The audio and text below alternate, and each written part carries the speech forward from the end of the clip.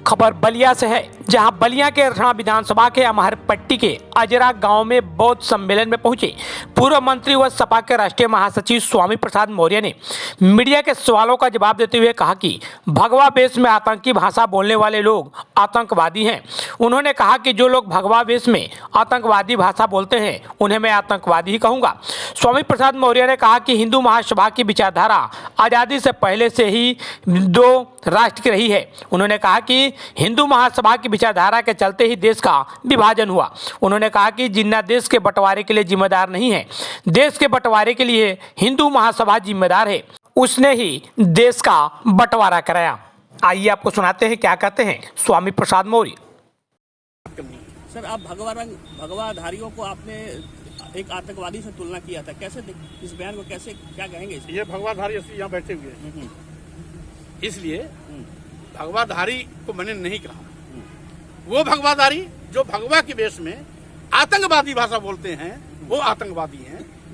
भगवा रंग वाले तो हमारे यहाँ ही बैठे हुए हैं, हमारे भंते लोग भगवाधारी हैं। इसलिए भगवा का सम्मान है, लेकिन भगवा के वेश में जो आतंकवादी भाषा बोलते हैं, जो स्वामी प्रसाद मौर्य का सर कलम करने की बात करते हैं, जो स्वामी प्रसाद मौर्य को गोली मारने की बात करते हैं, जो स्वामी प्रसाद मौर्य का सर कलम करने के लिए तलवार खरीद के हवा में लहराते हैं, जो स्वामी प्रसाद मौर्य की जीभ काटने की बात करते हैं, जो स्वामी प्रसाद मौर्य का हाथ और कान नाक काटने की बात करते हैं, जो स्वामी प्रसाद मौर्य के लिए 51 करोड़ रुपए देने की घोषणा करते हैं, ऐसे आतंकवादियों को हमने आतंकवादी कहा था, आज भी कह रहा हूँ।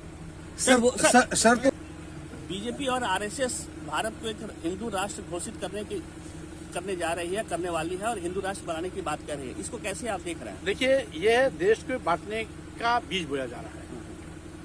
आपको याद होगा 1922-23 में द्विराष्ट्र की अवधारणा हिंदू महासभा ने की थी।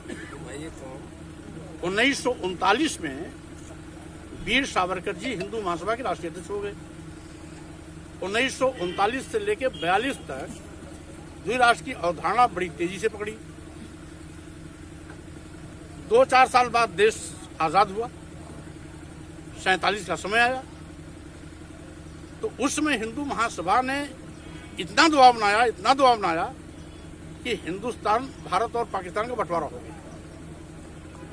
वो बंटवारे के लिए जिन्ना जिम्मेदार नहीं थे, हिंदू महासभा जिम्मेदार थी, क्योंकि जिन्ना कभी भी अलग राष्ट्र की मांग नहीं किया।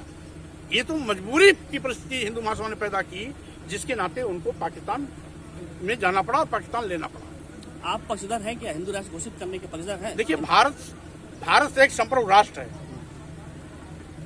इस भारत संप्रभु राष्ट्र बनाने के लिए हमारे देश के हजारों लाखों लोगों ने अपना बलिदान दिया, त्याग किया, जेल की यातनाएं सही, लंबे अरसे तक संघर्ष किया। राष्ट्रपिता महात्मा गांधी, सुभाष चंद्र बोस के नेतृत्व में एक लंबा आंदोलन चला, तब जाकर के इस अवसर आया है।